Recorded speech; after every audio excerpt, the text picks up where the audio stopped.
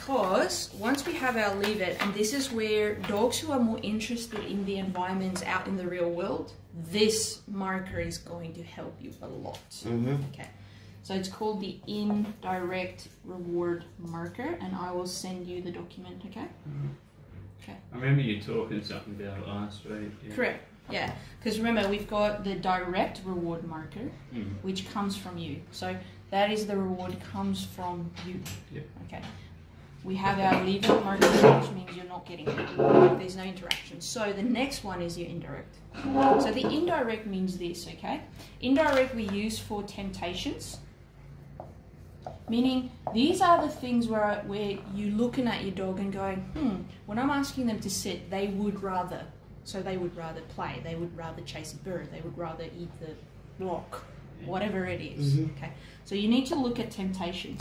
The real fancy word that we use in training is called competing motivator. It means there's a competition between two motivators, me and the temptation. Yep. Does that make sense? Yeah. So often where people struggle is they'll say, yeah, but I have, like, let's say it's like a recall, for example. And they say, well, I recall my dog and I have treats. Why is it not working? Well, the obvious thing is he doesn't want your treats. Yeah. He wants whatever else is out there. Does that make sense? Better for him, Yeah. So temptations is an external source, reinforcement source, if you will. Meaning it's something the dog wants that you can't provide.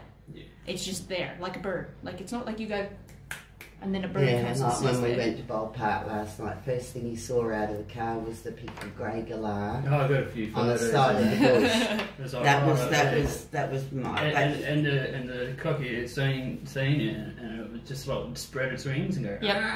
And Yeah. and just keep its wings out. I got a few photos of that. Yeah. And then yesterday he didn't bother when I took him for a walk with the crows. Somehow he had this innate knowing that they would peg him.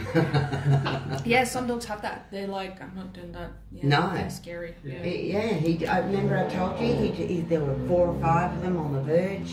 One of them was walking round, one of them started walking towards him and he just stopped. And then a couple flew off, still stopped. And there was no noise, that horrifying noise they made. Well, that's not too bad then. Yeah.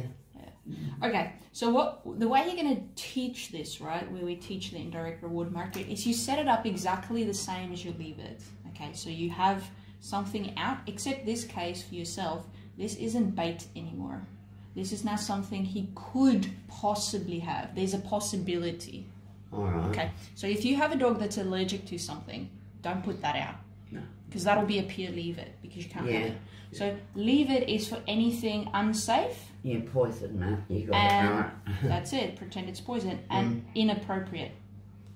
Because Alright, well the feather dust is inappropriate. Yep. Mm. When we do the temptations with the indirect reward marker, it's always, it has to be safe for the dog and it has to be appropriate for the dog to get.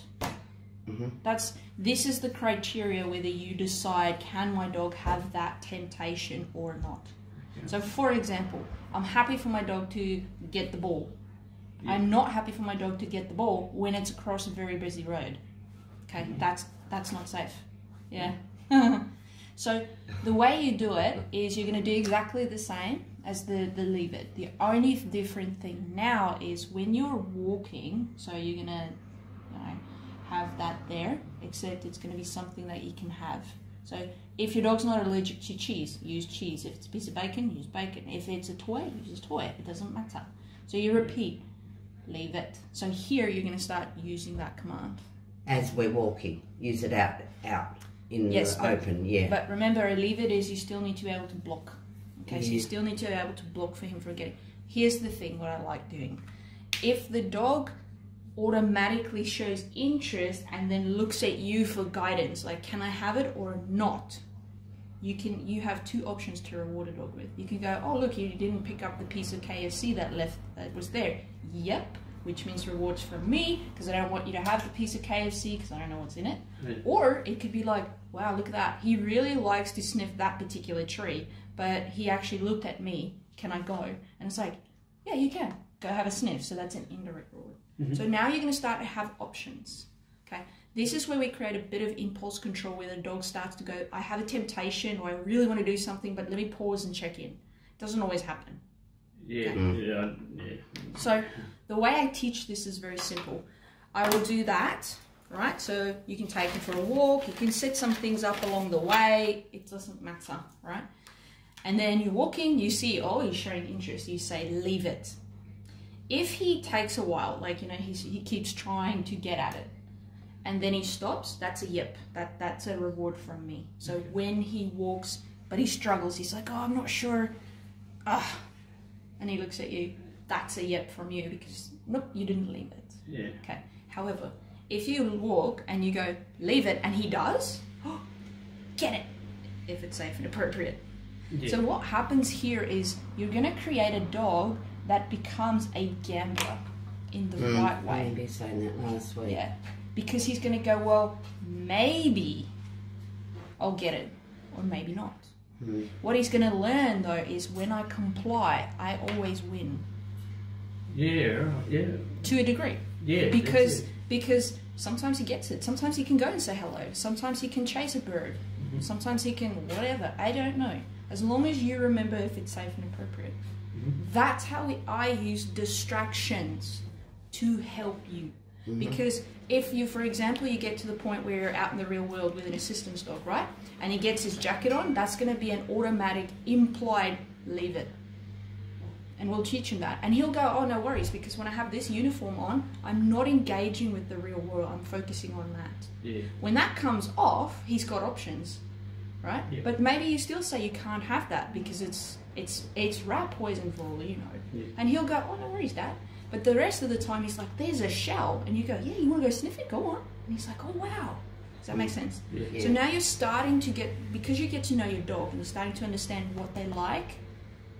I'm starting to. We understand fully. We've got a problem on our hands. Yeah. That's for sure. Does that make sense? Yeah. It does. Yeah. Did you want to take a photo? Yeah, I It's a will. little bit Yeah. iffy I around don't, it. yeah, I don't actually I'll get pop, much of it.